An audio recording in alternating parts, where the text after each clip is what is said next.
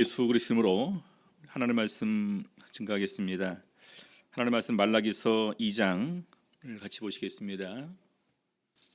먼저 우리 1절에서부터 9절까지 읽겠습니다. 1절에서부터 9절입니다. 너의 제사장들아, 이제 너희에게 이같이 명령하노라. 만군의 여호와가 이르노라. 너희가 만일 듣지 아니하며 마음에 두지 아니하여 내 이름을 영화롭게 하지 아니하면 내가 너희에게 저주를 내려 너희의 복을 저주하리라. 내가 이미 저주하였나니 이는 너희가 그것을 마음에 두지 아니하였음이니라. 보라, 내가 너희의 종자를 견책할 것이요 똥 곧 너희 절기의 희생의 똥을 너희 얼굴에 바를 것이라. 너희가 그것과 함께 제하여 버림을 당하리라. 만군의 여호와가 이르노라. 내가 이 명령을 너희에게 내린 것은 레위와 세운 나의 언약이 항상 있게 하려 함인 줄을 너희가 알리라. 레위와 세운 나의 언약은 생명과 평강의 언약이라. 내가 이것으로 그에게 준 것은 그로 경외하게 하려 함이라. 그가 나를 경외하고 내 이름을 두려워하였으며 그 입에는 진리의 법이 있었고 그 입술에는 불의함이 없었으며 그가 화평과 정직한 중에서 나와 동행하며 많은 사람을 돌이켜 죄악에서 떠나게 하였느니라. 대저 제사장의 입술은 지식을 지켜야 하겠고 사람들이 그 입에서 율법을 구하게 되어야 할 것이니 제사장은 만군의 여호와의 사자가 되면을 너희는 정도에서 떠나 많은 사람으로 율법에 거치게 하도다. 나 만군의 여호와가 이르노니 너희가 레위의 언약을 파하였느니라. 너희가 내 도를 지키지 아니하고 율법을 행할 때에 사람에게 편벽되이 하였으므로 나도 너희로 모든 백성 앞에 멸시와 천대를 당하게 하였느니라 하시니라. 오늘 이 시간에는 제사장에 대한 경고라는 제목으로 우리 말라기서 2장 말씀 같이 살펴보시면서 하나님께서 오늘날 살아가는 우리들에게 무엇을 원하시는가라는 부분을 구약시대의 제사장에게 주신 명령이지만 오늘 우리에게도 똑같이 적용해서 같이 이렇게 살펴보도록 하시겠습니다. 먼저 우리 2장 1절을 보게 되면은요, 너의 제사장들아 이렇게 얘기를 하고 있습니다. 제사장들아, 그러면서 이제 너희에게 이같이 명령하노라. 그래서 제사장들에게 명령을 하시는 것을 것으로 이렇게 시작을 합니다. 자, 그러면서 2절 보게 되면은요, 만군의 여호와가 이르노라. 너희가 만일 듣지 아니하며 마음에 두지 아니하여 내 이름을 영화롭게 하지 아니하면, 세 가지를 얘기를 하고 있죠. 만일 듣지 아니하며 마음에 두지 아니하여 내 이름을 영화롭게 하지 아니하면, 요 세 가지를 이렇게 얘기를 하고 있습니다. 듣지 아니한다라는 뭘까요? 듣지 아니한다. 말씀을 들으려고 귀를 기울이지 않는다라는 그런 부분을 표현하는데, 실제로 많은 사람들이 말씀을 듣기를 갈망하는 사람들이 있을 테고요. 말씀 듣는 것을 별로 이렇게 원치 않는 사람들도 생길 수가 있을 테고, 이것도 저것도 아닌 중간도 이렇게 있을 거라 우리가 생각할 수 있습니다. 가장 중요한 것은 기본적으로 하나님께서 구약 시대에 레위를 부르셨고 또 그 가운데 특별히 제사장을 세우신 가장 중요한 목적은 바로 언약을 세우시고 그들로 하여금 주 앞에서 봉사하게 하고 말씀을 선포하고 가르치는 그런 역할을 그들에게 이렇게 주셨습니다. 근데 그러한 제사장이 만일 듣지 않는다, 그럼 어떻게 할까요?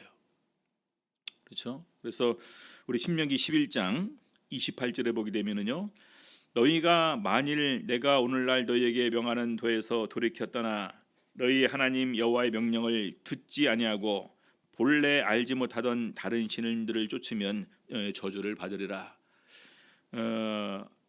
하나님 여호와의 명령을 듣지 아니하고 본래 알지 못하던 다른 신들을 쫓으면 저주를 받으리라. 그래서 이 저주를 받는 그 이유가 말씀을 듣지 않고 다른 신을 쫓음 때문임을 이렇게 얘기를 하고 있습니다. 마음에 두지 않는다라는 것은 말씀을 듣기는 듣습니다. 근데 말씀을 듣지만 그것이 정말로 마음속에서 어떻게 되리라는 이런 그 믿음과 또 기대하는 이런 부분이 없는 것을 말하는 것입니다. 그래서 듣기는 듣지만 곧 마음속에서 잊어버리는 것과 마찬가지다라고 볼 수가 있겠죠. 마음에 두지 않는다라는 것은 결과적으로 그 말씀을 행치 않는다라는 부분으로 이렇게 이어서 생각을 할 수가 있습니다. 이사야서 42장 25절 보게 되면은요. 그러므로 여호와께서 진노와 전쟁의 위력으로 이스라엘에게 베푸심에 그 사방으로 불붙듯 하나 깨닫지 못하며 몸이 타나 마음에 두지 아니하도다. 실제적으로 하나님께서 이제는 그 직접적으로 우리 눈에 보이는 것으로 그들에게 주면서 그들이 각성하고 또 회개하기를 원했는데 정말 그것을 마음에 두는 사람이 없었다라는 것입니다.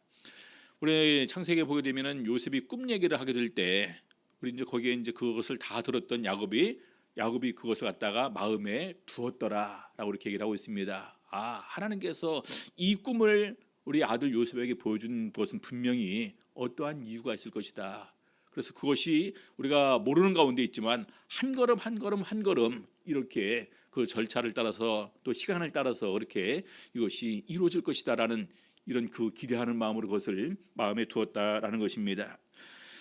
출애굽기 9장에 보게 되면 하나님께서 우리 이제 그 애굽의 재앙을 내리십니다. 애굽의 재앙을 내리는데 그럼에도 불구하고 특별히 이스라엘 백성들이 머물렀던 고센 땅에는요 재앙이 내리지를 않습니다. 그러면서 그럼에도 불구하고 그들에게 준비를 하라고 했습니다. 준비를 하라고 했는데 마음에 두지 않았다. 마음에 두지 않은 사람들에게는 애굽과 똑같이 그 재앙이 그 집에 임한 것으로 기록이 되어 있습니다. 그래서 오늘날 역시 마찬가지죠. 예수님께서 우리들에게 이미 영생이라는 것을 말씀해 주셨습니다. 예수님께서 이미 우리들에게 하늘나라에 대해서 말씀을 해주셨습니다. 그리고 부활에 관해서 얘기를 해주셨습니다. 정말 우리가 신앙생활을 하는 가운데에서 그것을 우리 마음에 두고 신앙생활을 하십니까? 그렇죠? 아빠 말씀을 듣는다라는 것은 믿음과 관계가 있다면은 이 마음에 둔다라는 것은 우리의 행함과 관계가 있습니다. 그래서 두 번째는 그들이 마음에 두지 않았음을 지적을 합니다. 그리고 세 번째는 내 이름을 영화롭게 하지 아니하면 하나님께 영광 돌리지 않고 또 나를 통해서 하나님께 영광 돌리는 삶을 살지 않으면 이런 부분을 이렇게 얘기를 하고 있습니다. 시편 86편 11절부터 13절 보시겠습니다. 시편 86편 11절에서부터 13절. 우리가 다 아는 바와 같이 이 시편 86편은 다윗 왕의 시입니다. 그래서 다윗이 삶을 통해서 이 모든 것으로 범사에 어떻게 하나님께 영광 돌리기를 원했는지 우리가 알 수 있는 부분입니다. 11절 보겠습니다. 여호와여 주의 도로 내게 가르치소서. 내가 주의 진리에 행하오리니 일심으로 주의 이름을 경외하게 하소서. 이게 보니까 주의 도로 내게 가르치시고 내가 주의 진리에 행하고 일심으로 한 마음으로 변치 않는 마음으로 주의 이름을 경외하게 하소서. 12절 주 나의 하나님이여 내가 전심으로 주를 찬송하고 영영토록 주의 이름에 영화를 돌리오리니 영영토록 주의 이름에 영화를 돌리겠다. 13절 이는 내게 향하신 주의 인자가 크사 내 영혼을 깊은 음부에서 건지셨음이니이다. 충분히 내 삶의 모든 것을 통해서 하나님께 영광 돌릴 만하다. 이런 고백이지 않습니까? 내 영혼을 깊은 음부에서 건지셨습니다. 우리 구약 시대의 수많은 전쟁 가운데서 하나님께서는 다윗 왕을 보호해 주시고 또 그 왕권을 계속해서 이렇게 다윗으로 인해서 유다 지파로 유지를 하게 해주셨습니다. 다윗 왕이 받을 이런 은총보다 신약 시대에 우리가 받을 은총이 더 크다라는 것은 제가 눈을 이렇게 말씀을 드렸습니다. 우리들에게는요 영생을 얘기해 주셨어요. 그러지 않습니까? 영원한 생명. 다윗은 우리 육신의 생명에서 이렇게 보호를 받은 것, 구원받은 것 이것만 가지고도 이렇게 크게 감사하고 영광을 돌리겠다고 하는데 하물며 우리는 얼마나 더 큰 영광을 우리 하나님께 돌려야 되겠습니까? 그래서 바로 이 세 가지를 얘기를 합니다. 자, 다시 우리 말라기서 2장 2절로 다시 돌아가서요. 너희가 만일 듣지 아니하며 마음에 두지 아니하여 내 이름을 영화롭게 하지 아니하면 이것이 명령과 1절에 있는 명령과 관계된 부분입니다. 이렇게 하지 아니하면 내가 너희에게 저주를 내려 너희의 복을 저주하리라. 세 가지를 얘기를 합니다. 듣지 아니하며 마음에 두지 아니하며 영어롭게 하지 아니하면 저주 내리겠다. 복 주지 않겠다. 자, 그러면서 내가 이미 저주하였나니, 이미 저주했다라는 것입니다. 이미 말라기 시대에 돌아와서도 하나님께서 이미 아수르 바벨론의 포로로 끌려간 사람들을 돌아오게 해서 성전 쟁을 하지 않았습니까? 그리고 또 시간이 흘렀어요. 약 100여 년 정도 가까이 이렇게 이제 시간이 흐르는 가운데서 말라기서는 아마 그 이제 주전 400년 정도에 기록되었다고 하지 않습니까? 성전 재건이 언제 되었습니까? 516년, 16년. 별 차이 안 나죠. 근데 이미 이런 가운데에서 또 백성들의 어떤 신앙이 점차 이렇게 식어져 갑니다. 그래서 다시 한번 경고를 하시는 거예요. 자, 그래서 이미 저주하였나니 이는 너희가 그것을 마음에 두지 아니하였음이니라. 그래서 그 살아가는 가운데에서 하나님의 말을 정말로 마음에 두는 사람이 많지 않음을 우리가 알 수가 있습니다.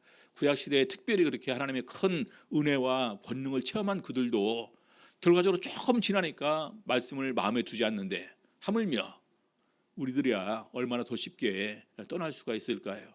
그래서 더욱더 우리가 말씀을 듣고 말씀을 마음에 두는, 그럼을 통해서 더욱더 우리 일상 모든 이런 그 범사에 하나님께 영광을 돌리는 삶이 우리 삶에서 끊어져서는 안 된다라는 것입니다. 자, 계속해서 말라기서 2장 3절 보겠습니다. 보라, 내가 너희의 종자를 견책할 것이요. 종자라는 것은 씨라는 말인데 이것은 후손, 자손이라는 말입니다. 자손을 책망할 것이라는 것입니다. 책망할 것이요.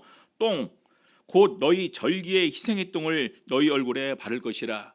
우리 구약성에 보게 되는 짐승을 잡게 되는데 절기의 짐승을 잡게 되겠죠. 그럼 이제 여러 가지 좀 이렇게 버려지는 것들이 있겠죠. 그렇죠? 그 중에서 제일 더러운 것은 그래도 똥이지 않겠습니까? 그래서 똥은 뭐라고 되어 있냐면은 바로 진 밖에서 불사르라 이렇게 되어 있습니다. 근데 그런 똥을 얼굴에 바르겠다라는 것입니다. 얼마나 우리들에게 수치를 줄 것이냐라는 부분을 이렇게 얘기를 하는 것입니다. 절기의 희생의 똥을 너희 얼굴에 바를 것이고 너희가 그것과 함께 제하여 버림을 당하리라. 이 똥은 전혀 필요가 없으니까 진 밖에 버리워서 불사르는 거예요. 그래서 이것을 갖다가 마치 우리 하나님께서 우리 자손을 책망하는 가운데에서 그들을 이렇게 버리시겠다라는 것입니다. 우리 자손 버리겠다라는 거예요. 왜 그렇습니까? 누구 책임일까요? 부모 책임이겠죠. 부모가 듣지 않고 마음에 두지 않냐고 영광 돌리지 않으면서 결과적으로 자녀에게 그러면 제대로 된 신앙교육을 시킬 수가 있을까요? 그럼 자녀들의 삶은 어떻게 될까요? 또 그 후손들의 삶은 어떻게 될까요? 그래서 결과적으로 그들이 이렇게 비참하게 버림받게 될 것을 이렇게 말하고 있는 것입니다. 자, 그래서 이렇게 특별히 하나님께서 어떻게 보면 이 저주와도 같은 이런 말씀을 명하시는데 그 이유가 어디 있는가? 2장 4절 5절에서 이렇게 얘기를 하고 있습니다. 2장 4절 보겠습니다. 만군의 여호와가 이르노라, 내가 이 명령을 너희에게 내린 것은. 그렇죠? 왜 그럼 하나님께서 그런 명령을 내렸냐? 레위와 세운 나의 언약이 항상 있게 하려 함인 줄을 너희가 알리라. 그래서 사실은 우리 1절, 2절, 3절의 내용이 비록 이렇게 명령 내리면서 저주와도 같은 말씀을 하시지만 그럼에도 불구하고 원하시는 것이 무엇이냐? 우리가 우리가 듣기를 원하고 마음에 두기를 원하고 하나님께 영광 돌리기를 원하시는 것입니다. 그래서 그렇게 우리가 살게 된다면은 바로 하나님과 레위와 세운 언약이 항상 있는 것처럼 우리와 하나님과의 사이의 언약도 영원히 파해지지 않을 것을 이렇게 말하고 있습니다. 자, 그러면서 이 언약의 가장 중요한 은총은 어디에 있느냐? 5절에서 얘기를 하고 있습니다. 레위와 세운 나의 언약은 생명과 평강의 언약이라. 얼마나 좋습니까? 생명과 평강의 언약, 생명을 주겠다. 특별히 그들의 생명을 보여주시겠다는 것인데 우리 신약 시대에는요, 영원한 생명입니다. 영원한 생명, 그리고 평강입니다. 우리 구약 시대나 우리 신약 시대나 우리 하나님의 은총 가운데서 우리가 누리는 제일 첫 번째 복은 평안이에요. 평안. 그래서 우리 예수님께서도 성령을 주시면서 나의 평안을 너희에게 주노라.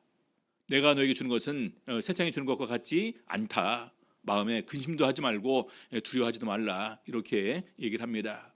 그리고 우리 이제 그 사람들이 선지자를 찾아올 때도 먼저 묻는 것은 평안입니다. 엘리사에게 수냄 여인 아비삭이 이렇게 이제 찾아올 때도 평안이냐 물어봅니다. 왜 나를 찾아오느냐? 찾아오는 이유가 평안 때문에 찾아오는 거냐? 아니면 여러 가지 슬픔과 아픔과 염려가 있어서 찾아오는 거냐? 평안입니다. 제자들을 파송할 때도 먼저 어느 집에 들어가든지 그 집에 평안을 빌어주라. 그 집이 이 복을 받기에 합당하면 평안이 정말로 그 집에 임하지만 그렇지 않으면 빌어준 그 복이 제자들에게 돌아온다는 것입니다. 그래서 특별히 그 구약이랑 신약이랑 함께 있는 하나님께서 함께 하심을 통해서 우리에게 주는 은총이 평안인데 바로 레위에게 그것을 약속하신다는 것입니다. 생명과 평강의 언약이라. 자, 내가 이것으로 그에게 준 것은 그로 경외하게 하려 함이라. 왜 그럼 그것을 갖다가 특별히 레위 지파들에게 허락을 해주느냐? 바로 하나님을 경외하기 위해서. 그래서 특별히 레위 사람들을 회막에서 봉사하는 일꾼들로 부르시고 그들 가운데서 제사장을 세우시고 더욱더 그 가운데서 대제사장을 세우신 것을 우리가 알고 있습니다. 신명기 10장 8절 보시겠습니다. 신명기 10장 8절.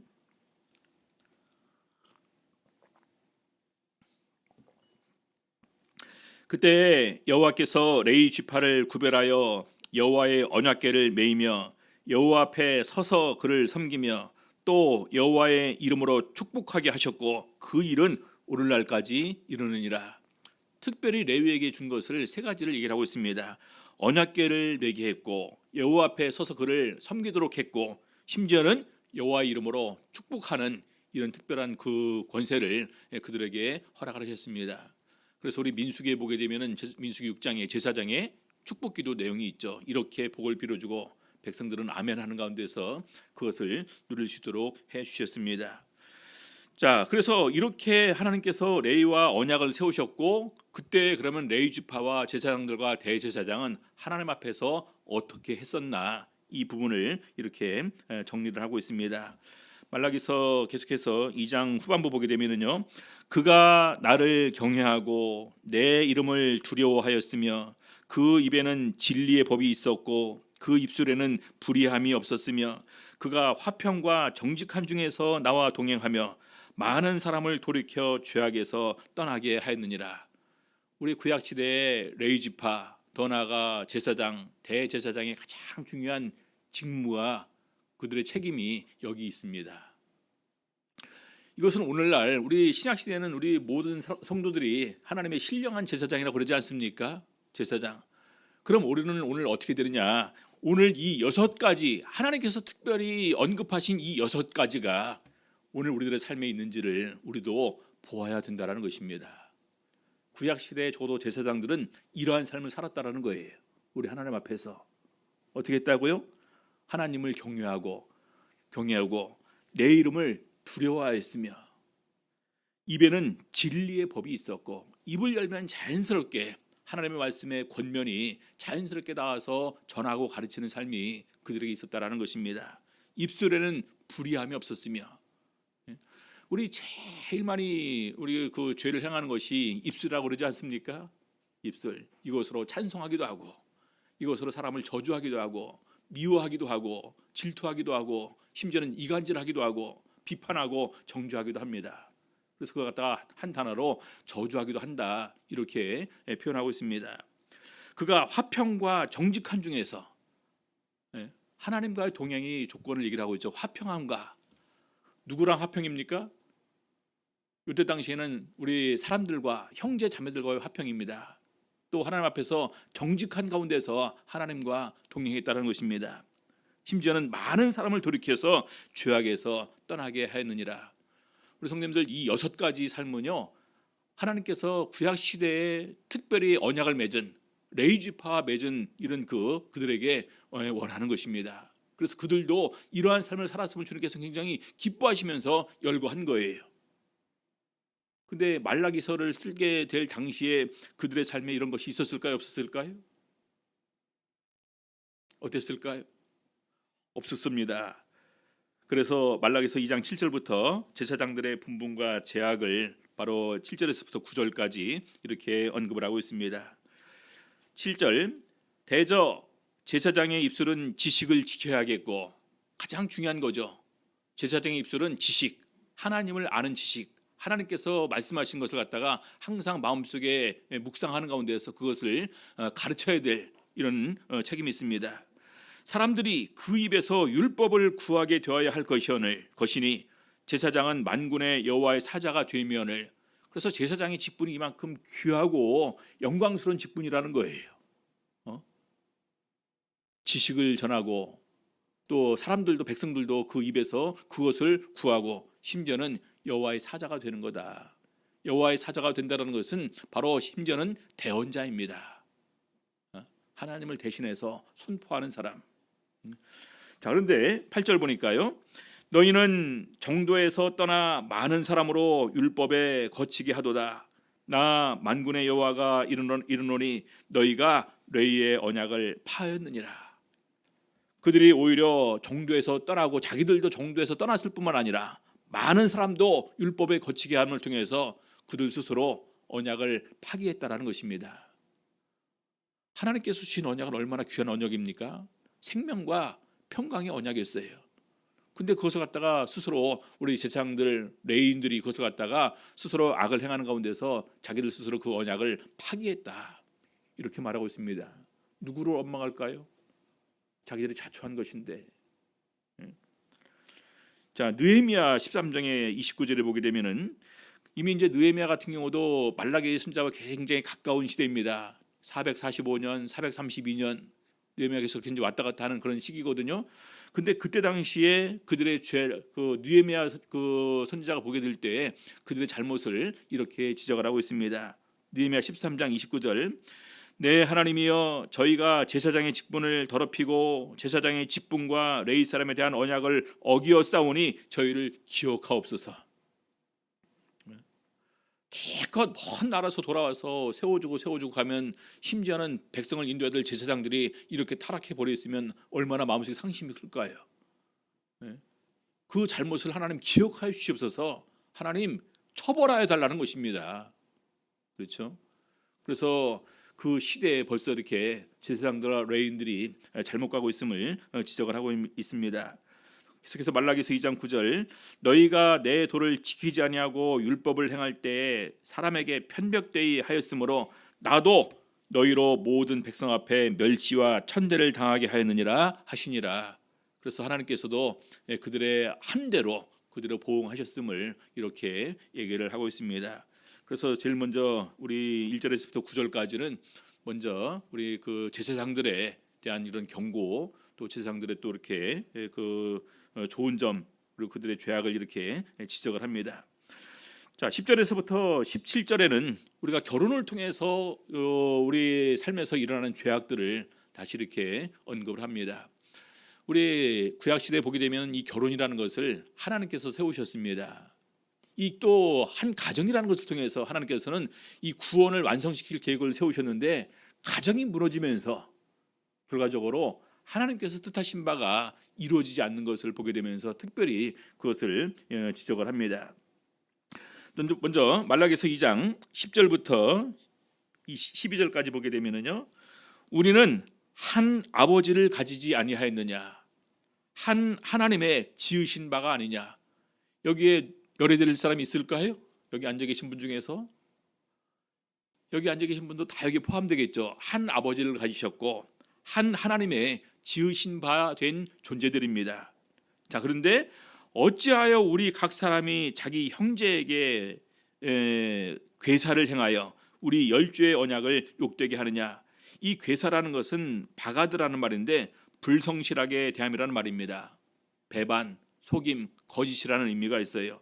자, 그런데 보니까 유다는 괴사를 행하였고 이스라엘과 예루살렘 중에서는 가증한 일을 행하였으며 유다는 여호와의 사랑하시는 그 성결을 욕되게 하여 이방신의 딸과 결혼하였으니, 그래서 세 가지의 죄악을 여기에 언급을 하고 있습니다.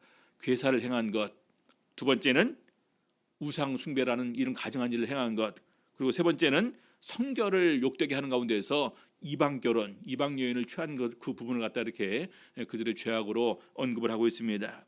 그래서 12절 보니까요, 이 일을 행하는 사람에게 속한 자는 깨는 자나 응답하는 자는 물론이요 만군의 여호와께 제사를 드리는 자도 여호와께서 야곱의 장막 가운데에서 끊어 버리시리라. 괴사, 거짓, 그다음에 배반, 속임, 그다음에 가증한 일을, 이스라엘과 유다, 예루살렘 중에서 가증한 일을 행하는 것, 하나님께서 가증히 여기는 것 중에 첫 번째는 바로 우상입니다. 우상. 그다음에 세 번째로는 결혼의 성결이 깨어지는 거예요. 그래서 바로 그런 사람들 갖다가 그렇게 하면서도 만군의 여호와께 제사를 드린다라는 것입니다. 그렇게 하면서 하나님께서 받으실까요? 그래서 보니까 야곱의 장막 가운데에서 그들을 끊어버리시리라. 교회를 나온다고 해서 그들이 다 하나님의 구원에 참여할 수 있는 것이 아니기 때문에 계속해서 예수님께서 강조하는 것은 깨어 있으라는 것입니다. 도적이 언제 올지 모르는 것처럼 깨어 있어야 된다. 자, 그다음에 두 번째는요, 13절부터 보시겠습니다. 너희가 이런 일도 행하나니, 앞에 있는 세 가지 죄악에 또 다른 일이 있는데 어떤 일일까요? 곧 눈물과 울음과 탄식으로 여호와의 단을 가리우게 하도다. 눈물과 울음과 탄식으로 여호와의 눈을 가리우게 한다는 것입니다. 다시 말해서 우리가 내가 아니라 나를 통해서 다른 사람이 울고 눈물 흘리고 울고 탄식하게 될 때 하나님의 단이 가려진다는 것은 우리를 받아주지 않고 우리 기도를 들어주지 않는다라는 것입니다. 자, 그래서 보니까 그러므로 여호와께서 다시는 너희의 헌물을 돌아보지도 아니하시며 그것을 너희 손에서 기꺼이 받지도 아니하시거늘. 눈물과 울음과 탄식으로 여호와의 눈을 가렸기 때문에 하나님께서 안 들어주신다는 거예요. 헌물도 안 받고 예물도 안 받고 그리고 우리 기도도 들어주지 않는다라는 것입니다. 그러니까 이걸 모르면서 하나님께 질문합니다. 14절, 너희는 이르기를 어찌 미니까 하는도다. 하나님 왜 안 받아주십니까? 하나님 왜 우리 예물 안 받아주십니까? 왜 우리 기도 안 들어주십니까? 그래서 이유는 너와 너의 어려서 취한 아내 사이에 여호와께서 일찍이 증거하셨음을 인함이니라. 그는 네 짝이요 너와 맹약한 맹세한 아내로 돼 네가 그에게 괴사를 행하도다. 다시 말해서 어려서 취한 아내에게 거짓으로 행하고 그 아내가 눈물 흘리고 울게 하고 탄식하게 하는 바로 이런 것을 통해서 하나님께서 안 받아주신다는 것입니다. 우리가 마찬가지죠. 여기 이제 그 아내라고 이렇게 얘기를 했지만 우리 신약 시대는 우리 형제도 여기 포함됩니다. 예물을 드리기 전에 형제에게 원망 들을 만한 일이 있는 줄 생각나거든 먼저 가서 형제와 화목하고 와서 예물을 드려야지만 그 예물을 받아주신다는 겁니다. 베드로전서 3장 7절 보시겠습니다. 베드로전서 3장 7절,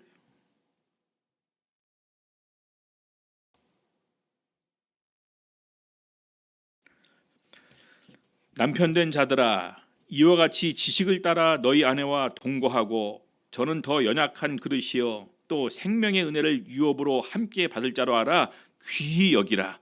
이는 너희 기도가 막히지 아니하게 하려 함이라.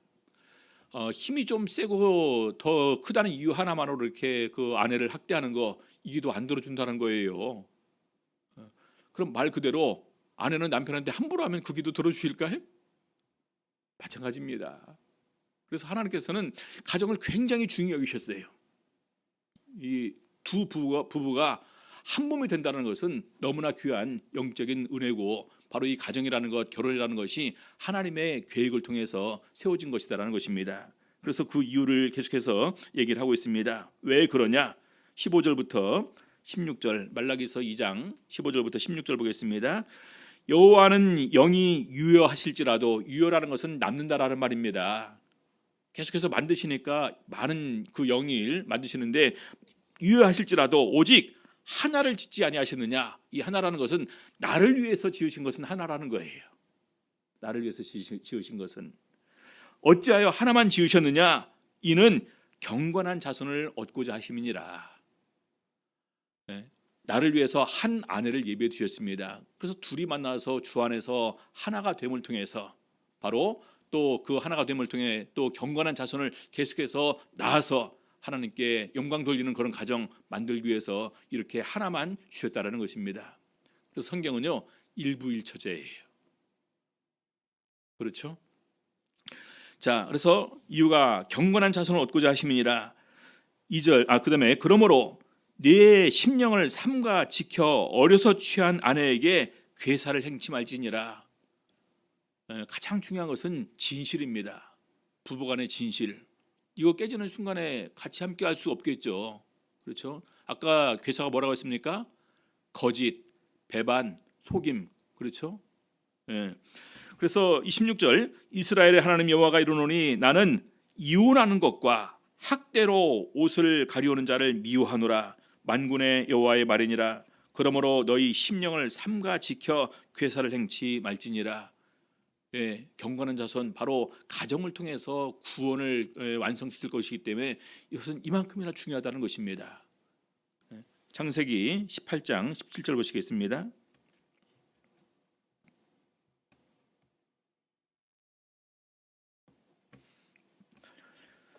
창세기 18장 17절 여호와께서 가라사대 나의 하려는 것을 아브라함에게 숨기겠느냐. 아브라함은 강대한 나라가 되고 천하 만민은 그를 인하여 복을 받게 될 것이 아니냐.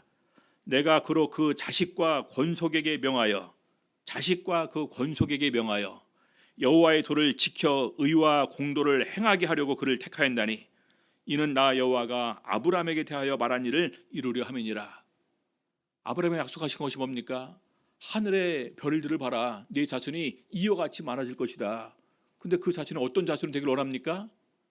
경건한 자손, 하나님을 아는 자손, 하나님을 경외하는 자손이 되기를 원하시는 거예요.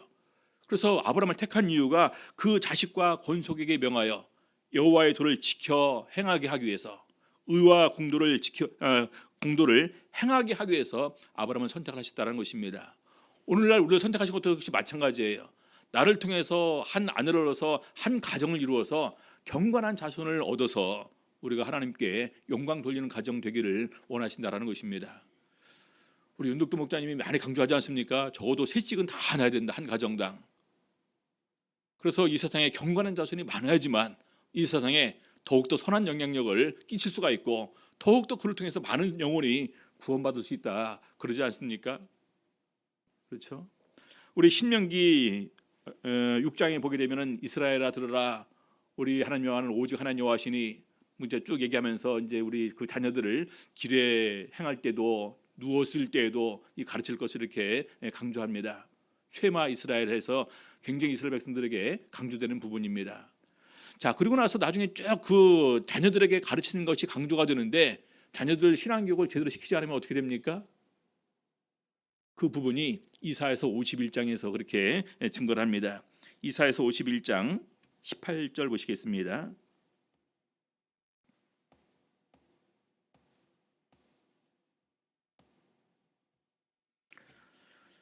이사야서 51장 18절 네가 낳은 모든 아들 중에 너를 인도할 자가 없고 너의 양육한 모든 아들 중에 그 손으로 너를 이끌 자도 없도다. 왜 이런 일이 발생하게 될까요?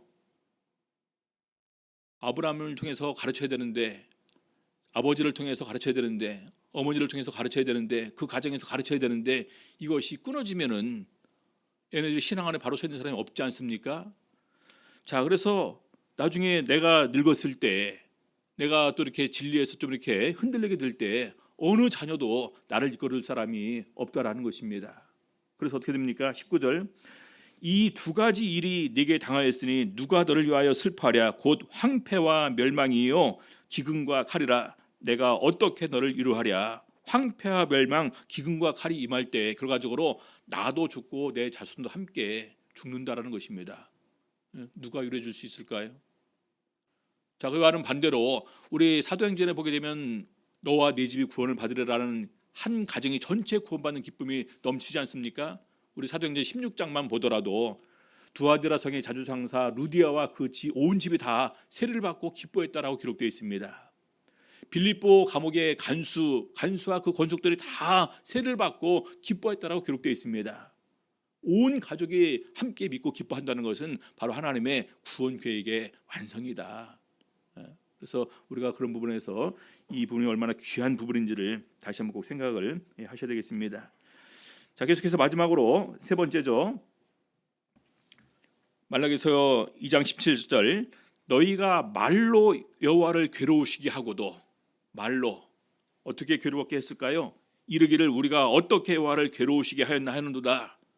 이는 너희가 말하기를 모든 행악하는 자는 여호와의 눈에 선이 보이며 그에게 기쁨이 된다 하며. 이 말은 뭡니까? 사람들이 악을 행하는 것을 복음에도 불구하고 거기에 무감각해져서 그것을 갖다가 권고하거나 책망하거나 회개를 촉구하지 않고 그냥 괜찮다. 하나님은 사랑의 하나님이니까, 하나님은 긍휼이 풍성하신 하나님이시니까, 하나님은 인자하신 하나님이시니까 오히려 그걸 갖다가 뉘우치게 하지 않고 통한히 여기지 않는 이런 부분들을 이렇게 합니다. 하나님께서는 멸망을 선포하는데 그들은 오히려 이런 일이 발생하지 않을 것이다, 평안할 것이다 하면서 이렇게 그것을 가리웁니다. 그러면서 또 말하기를 공의의 하나님이 어디 계시냐? 왜? 그들을 향해서 바로 징계가 이렇게 내리지 않으니까 하나님 안 계신다. 그래서 결과적으로 그들이 더 큰 죄악을 자기들 입으로 이렇게 범하는 것을 보게 됩니다. 악한 일에 대해서 징벌이 속히 임하지 아니하므로 그들이 악을 행하기에 담대하도다라는 말이 있습니다. 우리가 악을 행할 때마다 막 하늘에서 번개쳐서 죽는다면은 사람들이 두려워서 악을 행할까요? 참아주시는 것입니다. 기다려주시는 거예요. 회개하기를 원하시는 것입니다. 그러니까 오히려 하나님 안 계신다 그러는 거예요. 하나님 심판하지 않는다. 그래서 말로 오히려 여호와를 많은 부분에서 괴롭게 한 죄악들을 이렇게 언급을 합니다. 그래서 오늘 말라기서 2장은 제사장에게 주는 것 더 포함해서 우리 모든 신도에게 주는 이런 그 가정을 통한 구원을 이렇게 언급을 하고 있습니다. 영이 유효하실지라도 하나만 지으셨다. 이는 경건한 자손을 얻기 위함이라 이렇게 말씀하십니다. 그래서 우리 신약 시대에 정말 이 모든 가족이 함께 구원받는 이런 즐거움들을 정말 누릴 수 있는 우리 성도님들 가정 되시기를 우리 주 예수 이름으로 바랍니다. 기도하시겠습니다. 말씀 생각하시면서 하나님께서 우리 구약 시대의 말라기 선지자를 통해서 이런 것을 기대하셨구나. 우리가 하나님의 기대에 부응하는 그런 삶을 살 수 있는 저희들이 될 수 있도록 우리들의 마음과 생각을 주장하시고 인도하여 주시옵소서. 우리 같이 기도하시겠습니다. 특별히 기도하실 때 우리 전 금단 자매님 위해서 기도해 주시기 바랍니다. 화이자 2차 주사를 맞으셨는데 15일이 지났대요. 근데 아직도 몸이 굉장히 안 좋답니다. 그래서 오히려 그냥 굉장히 걱정이 많으시고 아마 윤회계 대화방에서 이렇게 나온 것 같은데요. 특별히 오늘 위해서 하나님의 특별한 긍휼과 능력, 사랑 위해서 같이